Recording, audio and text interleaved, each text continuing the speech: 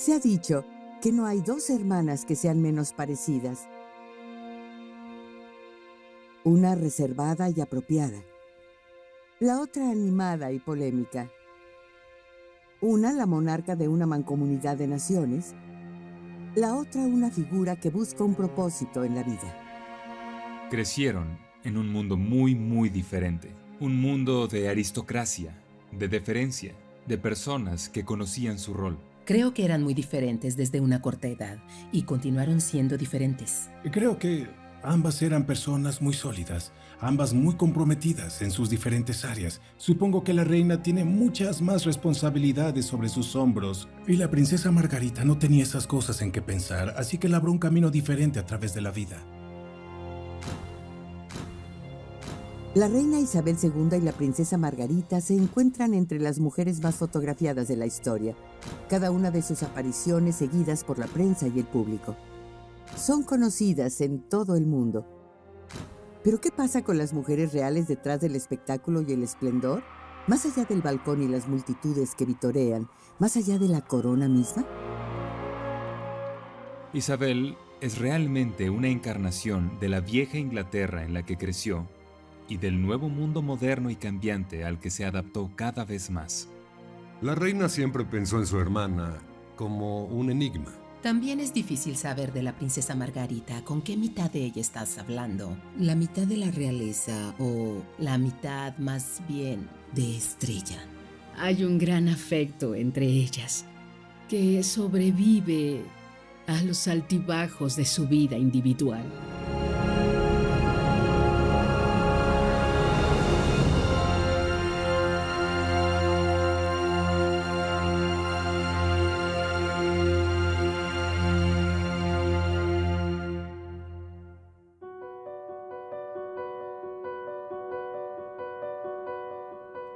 El contraste entre las hermanas existió desde el principio. Isabel nació en los plácidos alrededores de Mayfair, en Londres, el 21 de abril de 1926.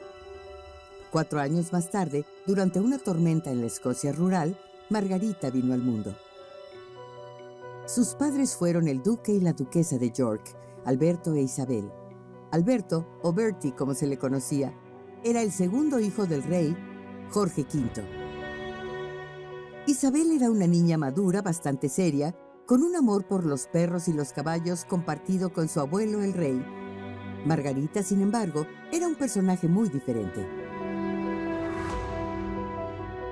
Rápidamente se hizo obvio que Margarita era la más desenfadada, la más humorística, la más traviesa de las dos. Isabel ciertamente no era así. Carecía de las cualidades bastante extrovertidas de su hermana. La princesa Elizabeth era una niña bastante seria. Ella parece haber sido naturalmente nítida, naturalmente ordenada, pero Margarita, desde el principio, fue divertida, fue vivaz. Nunca fue corregida por su padre por lo que era una especie de niña salvaje. Ella era muy precoz y solía salirse con la suya. El duque de York solía decir: Isabel es mi orgullo y Margarita es mi alegría. Y en lo que respecta a la princesa Margarita, realmente no podía quitar los ojos de esta niña. Ella era tan hermosa que no podía creer que había creado a esta niña gloriosa y hermosa y luego la malcrió. La vida pública de la princesa comenzó temprano, y aquí la vemos durante unas vacaciones escocesas, llegando con el grupo familiar a una reunión. Ninguna de las dos chicas estaba preparada para las vidas que iban a llevar. Como dos hijas de un segundo príncipe, Isabel y Margarita no tenían expectativas de ser puestas en el centro de atención internacional.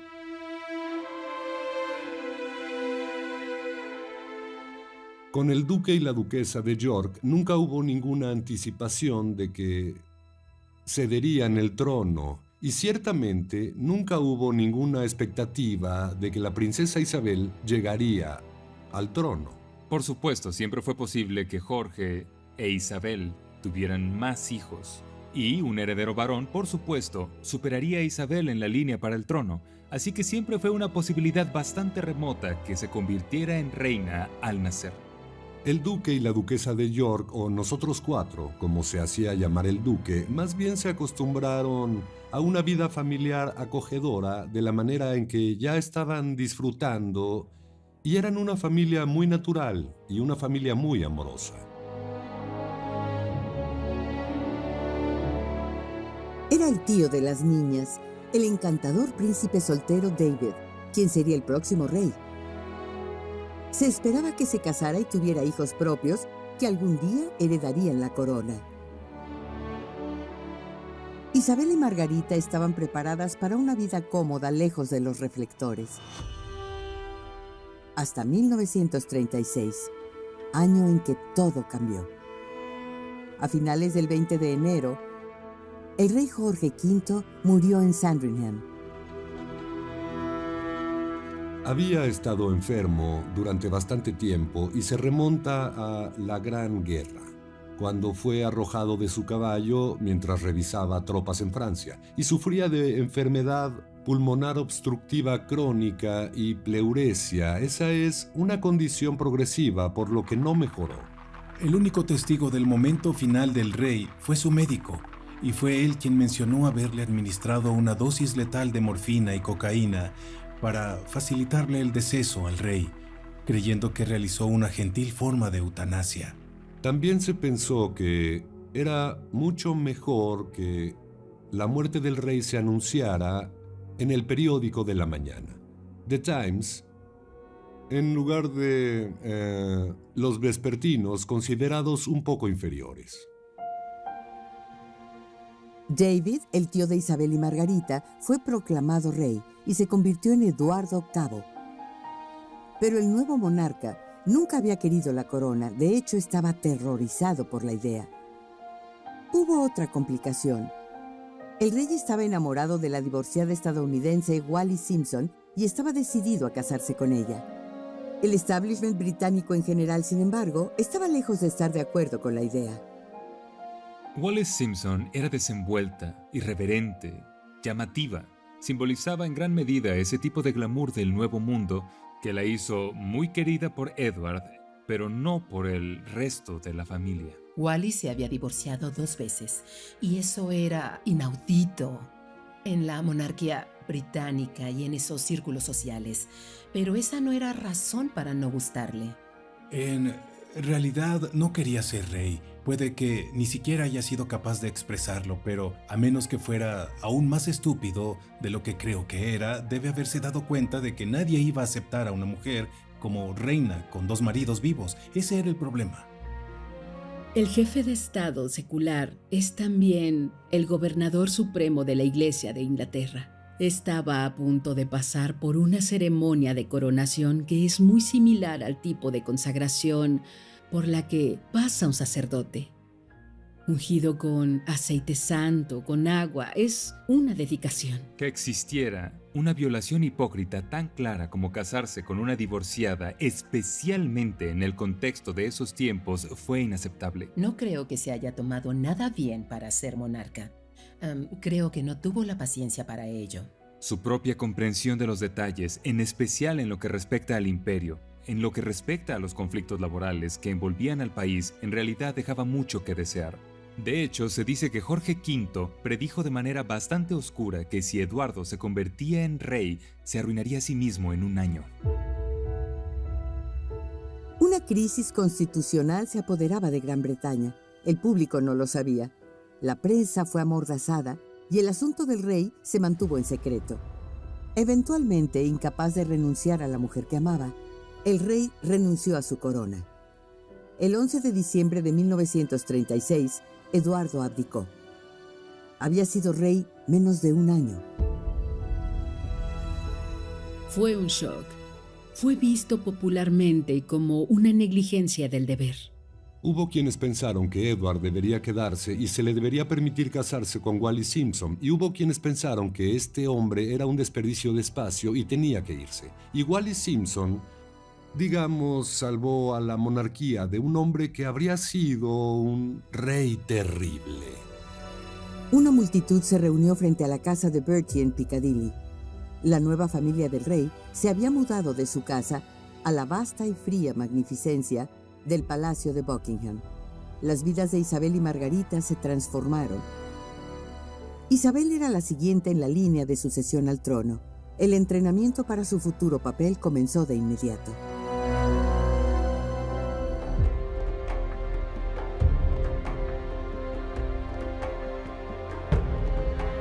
En 1936, tras la abdicación de Eduardo VIII, el trono pasó al padre de Isabel y Margarita, Bertie. Se convirtió en Jorge VI.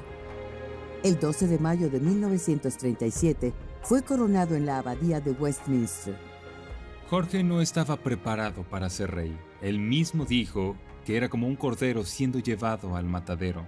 Había una convención establecida de no usar el primer nombre cristiano, sino usar segundos nombres para gobernar, y eligió a Jorge simplemente porque dentro de la tradición hannoveriana ya había habido 5 Jorges, y por supuesto el monarca anterior también se llamaba Jorge, y quería encarnar la estabilidad después del caos y la confusión de la crisis de abdicación.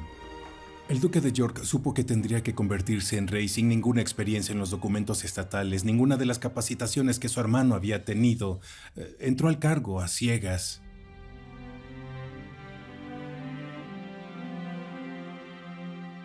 El rey Jorge se aseguraría de que su hija mayor Isabel estuviera más preparada para el papel de monarca. Desde 1938 recibió clases particulares de Sir Henry Martin, el vicerrector del Eton College. Su padre explicó la naturaleza de las cajas de despacho oficiales, que eran el deber diario del monarca. Margarita fue excluida. La educación, una vez idéntica de las hermanas, había cambiado. Esa expectativa de estar bien educada no se extiende a Margarita, quien continúa siendo instruida como una niña perfecta y de muy buenos modales, de quien se esperaba que continuara y se casara. Así que el canto, las clases de piano, las conversaciones en francés se vuelven importantes, pero no la historia constitucional, no las duras lecciones de teología. Seguían amando a las hermanas con el mismo vínculo que siempre compartieron. Este fue un evento definitivo que exacerbó las inclinaciones que las chicas ya pudieron haber tenido. Isabel al deber y Margarita a la frivolidad, y tal vez un poco a estar alejada del puesto de mando y de la toma de decisiones constitucionales. Afuera de las aulas de las niñas, el mundo está en crisis. La agresión de la Alemania nazi había provocado un nuevo conflicto en Europa. Se sugirió que Isabel y Margarita fueran evacuadas por su propia seguridad. No fueron trasladadas al extranjero simplemente porque se pensó que era muy importante enviar el tipo correcto de mensaje, que era hacerles saber que la familia real no estaba huyendo de la amenaza de la Alemania nazi y a la vez que todos permanecerían en el puesto. El rey necesitaba que la reina estuviera con él. Ellas no lo dejarían. Iban a permanecer juntas. Ese fue un mensaje muy poderoso. Las imágenes de Alemania eran desagradables. Personas pisoteando con uniformes negros y levantando los brazos y gritando: ¿qué obtuviste de Inglaterra? Tienes a la reina Isabel en un carrito de caballos, con las 2 princesas en bicicleta detrás de ella. Quiero decir, ¿cuál preferirías? Debido a los eventos e invasiones que ocurrían en Europa, la reina dijo que sería una buena idea llevar a las princesas a la mayor seguridad del castillo de Windsor por el resto de la semana. Y como dijo la princesa Margarita, dijeron que iríamos 5 días y nos quedamos 5 años. El castillo parecía prohibido al principio. Sus finuras habían sido almacenadas. El apagón lo envolvió en la oscuridad. Pero aunque los temblores causados por las explosiones en Londres se podían sentir en el castillo, las chicas estaban a salvo. A medida que la guerra avanzaba y las hermanas crecían, Isabel asumió más y más responsabilidades públicas. Tras cumplir los 18 años en 1944, se incorporó al Servicio Territorial Auxiliar como mecánica y conductora. Princesa en uniforme. Isabel está en el ATS o WAF británico, y a petición del rey está siendo tratada como cualquier otro aprendiz. ahora visitada por sus padres y su hermana Margarita en una estación de entrenamiento en el sur de Inglaterra. Les muestra que conoce bien un cinturón de abanico de una bujía y no tiene miedo de ensuciarse las manos.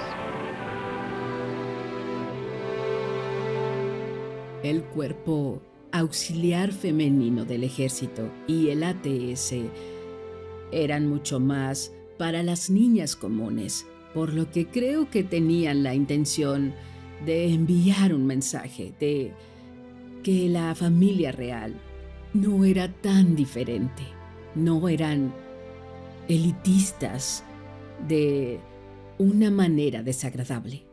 Isabel aprendió a conducir una ambulancia, aprendió a ser mecánica, de hecho incluso aprendió a disparar un revólver. Estas eran, por supuesto, fichas propagandísticas. Sin embargo, una princesa bastante joven que participaba en la guerra fue diseñada para aumentar la moral nacional. Creo que fue muy apreciado por el público y por ella.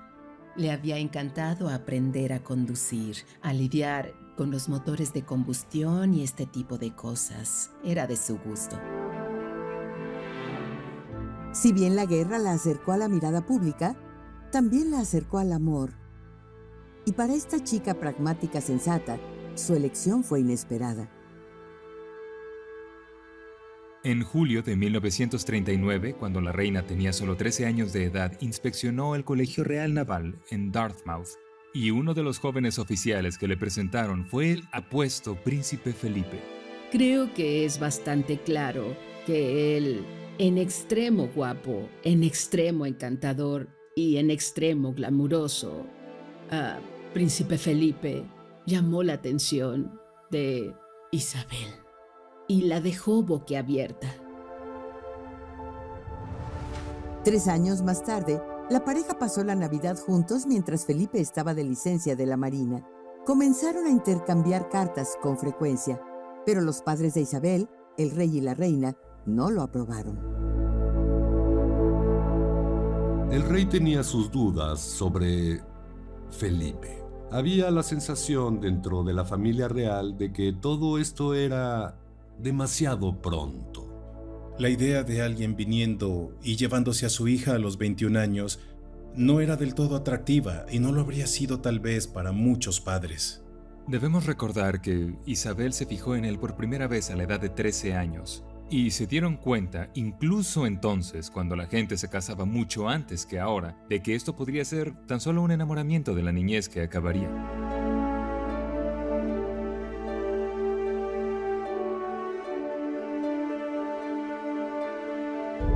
La resistencia del rey y la reina había sido derrotada. El 20 de noviembre de 1947, Isabel y Felipe se casaron en la abadía de Westminster. Margarita estaba entre las damas de honor.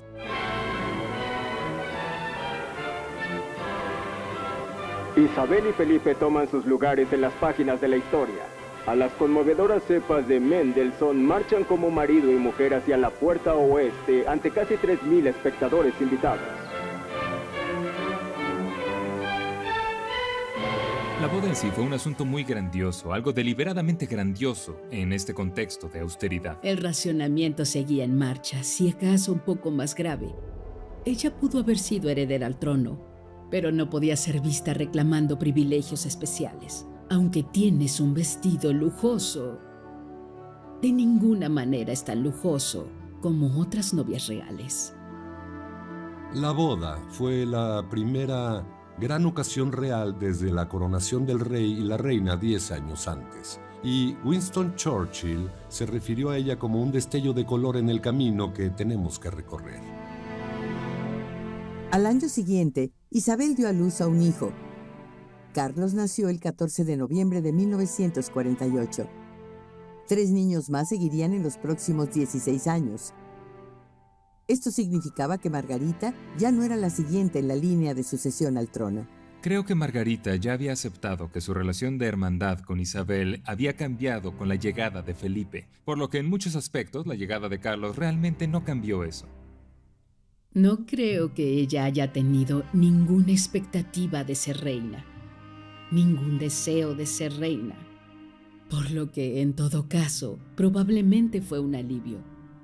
Sé que la primera reacción de la princesa Margarita fue de gran alegría, Pero más adelante sé que tuvo la sensación de ser una hermana menor y a otros miembros de la familia real siempre se les dice qué hacer. Aparecerás a las 10 en punto o a las 10 o 3, llegará tu auto y harás esto y aquello y usarás lo siguiente. Así que siempre había un poco de la hermana menor sintiendo toda la carga. En los años de la posguerra, la salud de su padre el rey decayó. Ambas hermanas asumieron más de sus deberes públicos.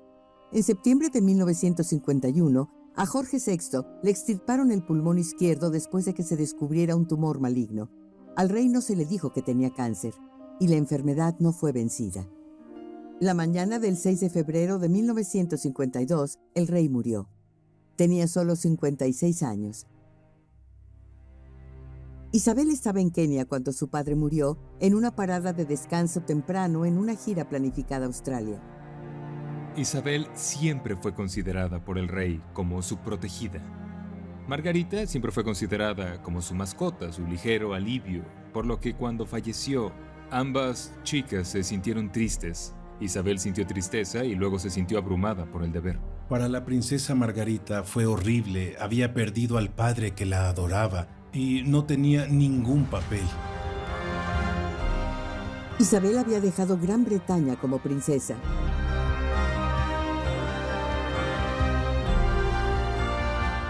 Regresó como su reina. ¿Pero qué le deparaba el futuro a Margarita?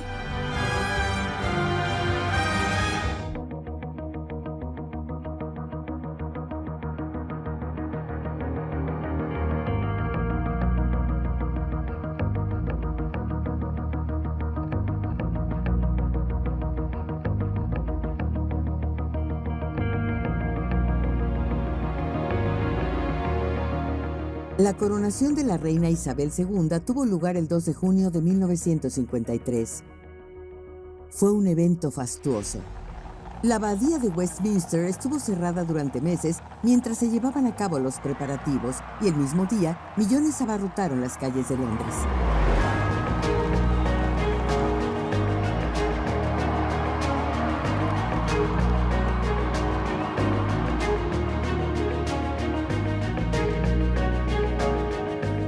La abadía de Westminster se transformó prácticamente en un teatro, por así decirlo, con galerías repletas de 8,000 personas.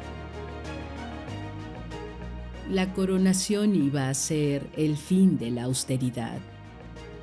Iba a inaugurarse como la nueva era isabelina.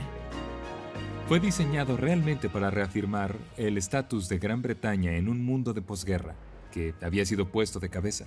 Una joven reina y muy glamorosa estaba ahí para guiar con optimismo al pueblo británico hacia el futuro. Recuerdo bastante bien el día de la coronación porque mi padre tenía boletos para asientos en el arco del almirantazgo. Él había estado en el ejército. Y recuerdo sentarme allí y ver a los invitados y sus carruajes venir hacia el arco del almirantazgo, donde Churchill llegó. Y recuerdo frente a nosotros su rostro furioso sobresaliendo por la ventana, mirando la multitud frente al arco. La coronación en sí fue la misma ceremonia antigua, sin cambios durante siglos, pero hubo al menos un toque de modernidad. Fue el primero en ser televisado. No mucha gente común poseía televisores. Gran Bretaña todavía estaba sumida en la austeridad de la posguerra. Algunos bienes todavía estaban racionados 8 años después de la derrota de Alemania, y en el escenario internacional, Gran Bretaña estaba declinando como potencia imperial y militar. Sin embargo, la nación celebró. Detrás de la pompa y el glamour de ese día, yacía el dolor familiar, las disputas y los escándalos a la espera de explotar. En medio de los preparativos para la coronación, Margarita sorprendió a Isabel al informarle que deseaba casarse. Su marido deseado era un hombre llamado Peter Townsend. Un as de la aviación durante la guerra, había volado más de 500 misiones y había sido derribado 2 veces en el proceso. Durante la guerra, Jorge VI decidió que honraría a los militares que se distinguieran y los tendría como escuderos por periodos de 3 meses. Fue recomendado el renombrado piloto de combate de la Real Fuerza Aérea, el capitán del grupo Peter Townsend. Townsend y el rey se llevaban tan bien juntos que se dice que el rey se refirió a él como el hijo que nunca tuvo, que la idea de un periodo de 3 meses de espera como escudero simplemente se fueron por la ventana. Después de la muerte del rey en 1952, el trabajo de Townsend desapareció, pero la familia no deseaba perderlo. Fue invitado a unirse a la casa de la reina madre como controlador, un papel que aceptó. Todas las chicas del Palacio de Buckingham que estaban alrededor de la corte le coqueteaban dándole un cierto fulgor a este sujeto, pero la que realmente se enamoró de él fue la princesa Margarita. Y se puede entender que tal vez en ese momento, habiendo perdido a su padre, ella se volvió más hacia él de lo que tal vez era aconsejable. Él estaba allí cuando su padre murió. Parte del círculo íntimo de ayudantes y sirvientes reales que ayudaron a consolar a Margarita. Después de todo, Margarita estaba devastada por la pérdida de su padre. Este era un hombre que había estado cerca, que había sido querido por su padre. También era, como su cuñado, un héroe. Y al pueblo le gustaban los héroes. Todavía era una época en la que construíamos héroes. Townsend era 16 años mayor que Margarita y se había divorciado recientemente. Si bien estos hechos no molestaron a Margarita, otros estaban menos felices.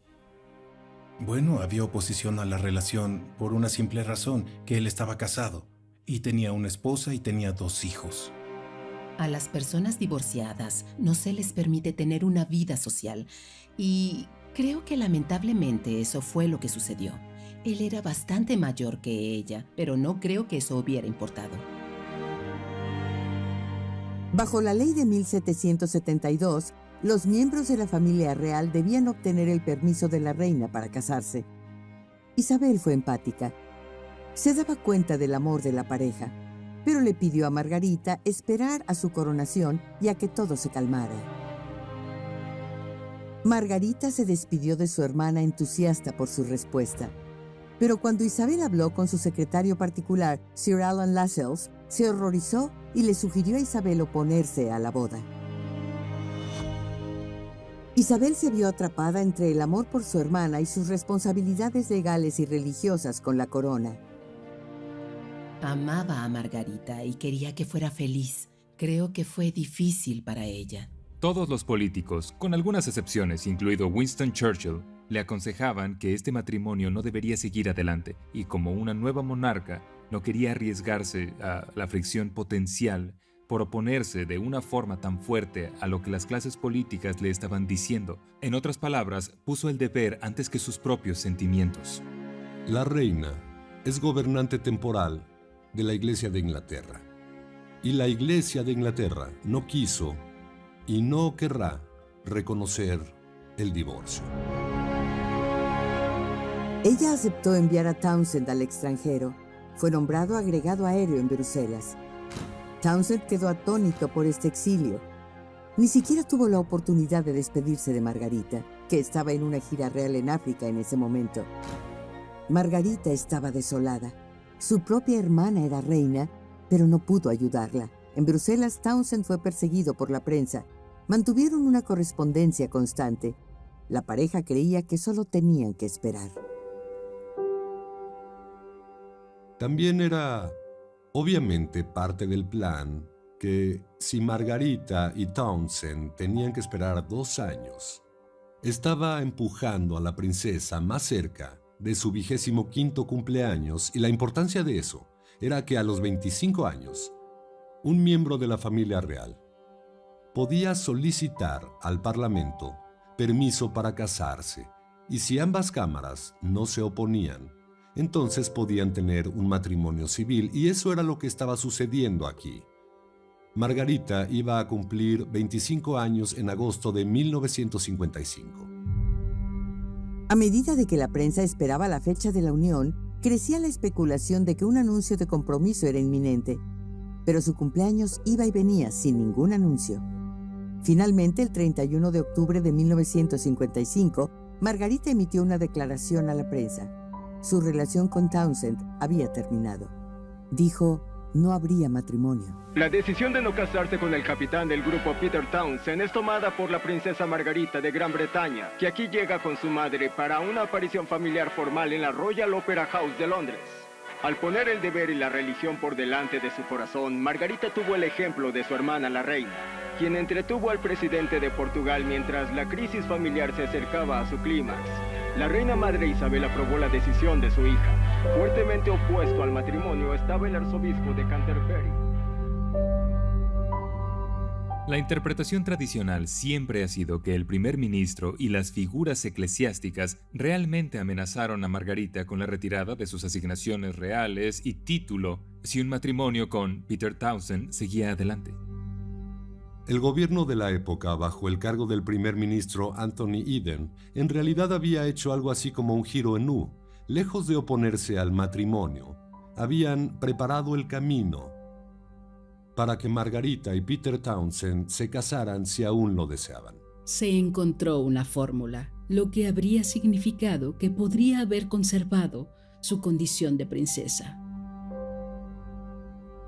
Ahora sabemos que si la princesa Margarita hubiera querido casarse con él, no habría perdido nada más que su lugar en la línea de sucesión.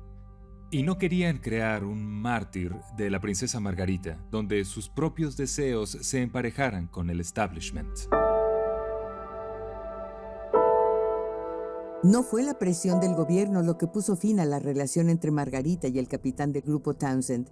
La verdad era mucho más simple. En los documentos publicados por los archivos nacionales figura una carta que escribió la princesa Margarita en privado y en secreto a Anthony Eden. La parte crucial de su carta fue que ella dijo que solo al verlo podría decidir adecuadamente si quería casarse con él o no. La crisis era que ella había decidido y él también había tomado una decisión, que su amor ya no era tan fuerte como para que se casaran. Si Isabel esperaba que su hermana encontrara a alguien más adecuado, terminaría decepcionada. En la década de 1950, Gran Bretaña estaba luchando por adaptarse a una nueva era. Su reinado como potencia global había pasado. La humillación de la política exterior en la crisis de Suez había derrocado al primer ministro Anthony Eden y el disminuido papel del país en el escenario mundial había quedado expuesto. Como soberana, Isabel fue un faro de estabilidad en tiempos tan inciertos. Pero, como siempre, el papel de Margarita estaba menos definido.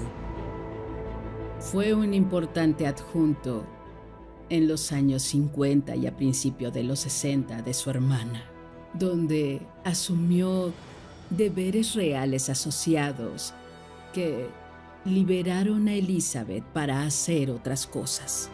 Margarita se convirtió en una figura muy glamorosa. También comenzó a fumar en público, luciendo su característico y elegante portacigarrillos largo, y se le encomendó hacer cosas como abrir hospitales, romper botellas de champán contra barcos, de una manera muy glamorosa. La princesa Margarita tiene la reputación de haber sido una chica fiestera, que por supuesto lo era, pero también tenemos que aceptar que también era un miembro muy trabajador de la familia real.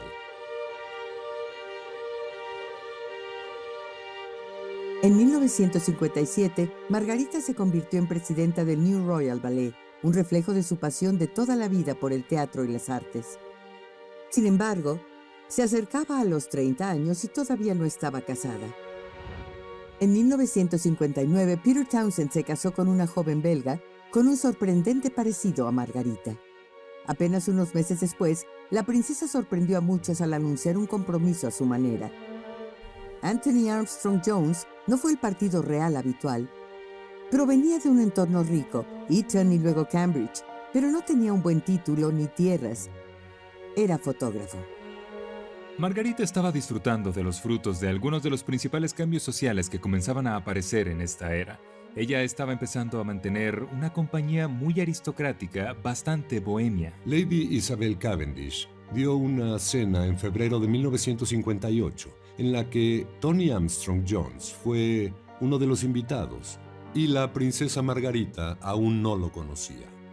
Creo que la influencia de Anthony Armstrong Jones fue introducirla en la vida normal. Iba de incógnito en la parte trasera de una motocicleta, disfrazada con un pañuelo en la cabeza y gafas oscuras, al apartamento de Armstrong Jones en Rotherhithe Street. La princesa dijo que era el escenario más romántico y este era su escondite. Tenían un ventanal con vistas al Támesis. Mirabas a la derecha y estaban los muelles, y mirabas a la izquierda y había una curva en el río, y veías el puente de Londres y la catedral de San Pablo, y durante la marea alta dijo que los cisnes te miraban. Su relación se mantuvo en secreto, por lo que el país quedó atónito en febrero de 1960, cuando se anunció el compromiso de la princesa Margarita con el fotógrafo. Su boda fue en la abadía de Westminster el 6 de mayo de 1960. Fue la primera boda real que se transmitió por televisión. Millones la sintonizaron en todo el mundo. Creo que como hermana, Isabel estaba muy feliz de que Margarita hubiera podido encontrar al hombre que amaba. Creo que como reina, a pesar de que Armstrong Jones no era ideal, no era un hombre de sociedad en absoluto, se encontró para Margarita, aún con su estatus de rebelde, lo mejor que podían esperar. La princesa Margarita en ese momento era muy popular. Todo lo que hacía era noticia, todo lo que llevaba puesto era noticia.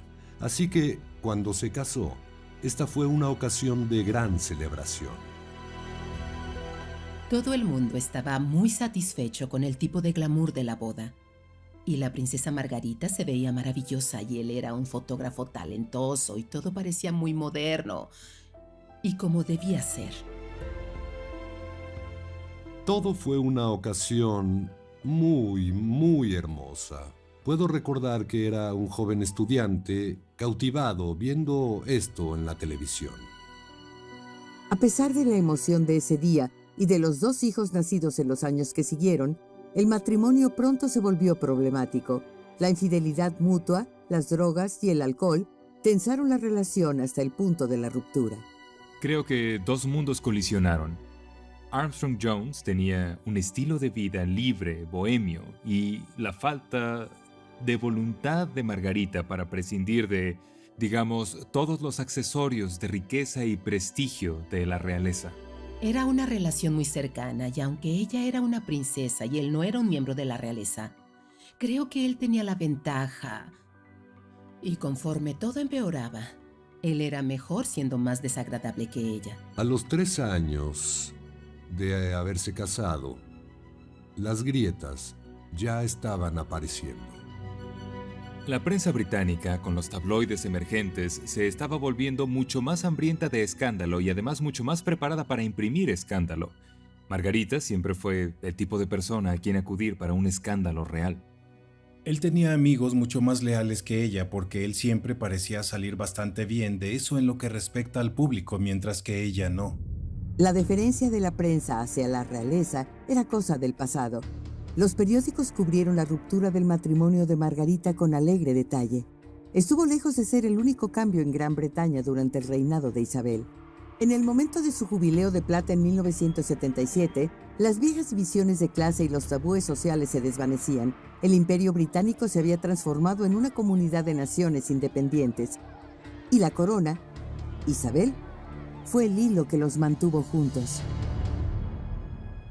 Mientras guiaba a la monarquía y a la nación a través de la crisis y el triunfo, su hermana Margarita se quedó sin un papel.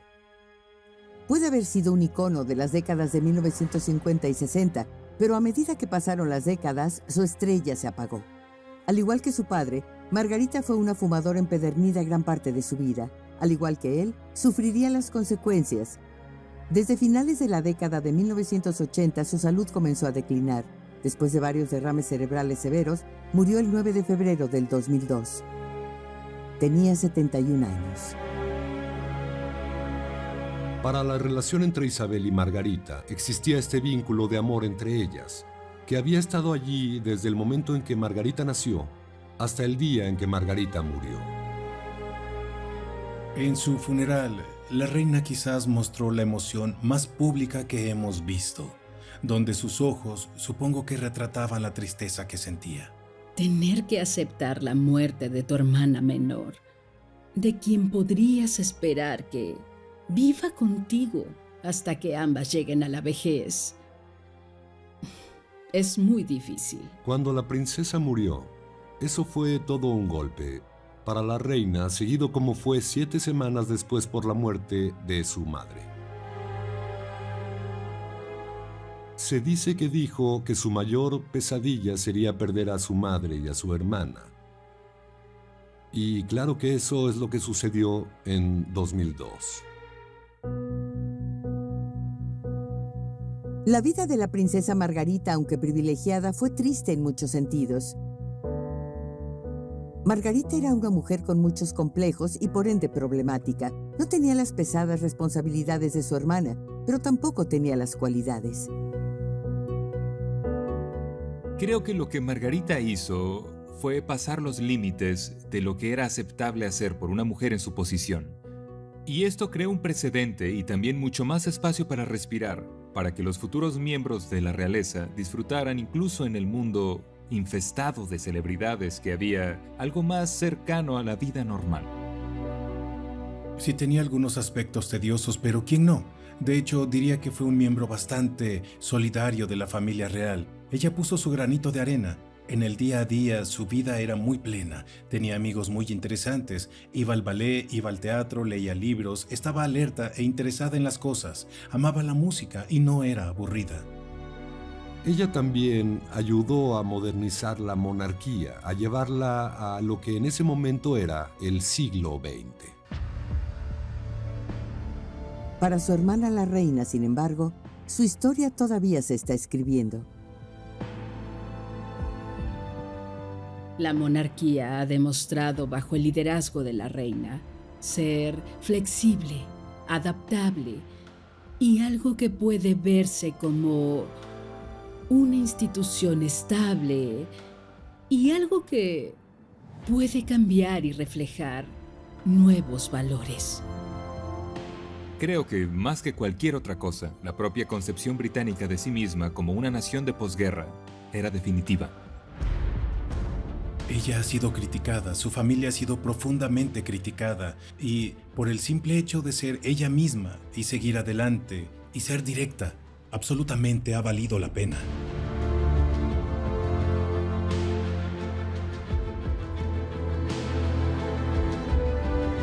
El mundo que terminaron habitando cuando eran mucho mayores era uno en el que el sistema de clases moría y la celebridad masiva y la ira de los medios estaban naciendo. En el caso de Margarita se podría decir que fue en gran medida un producto de esa época.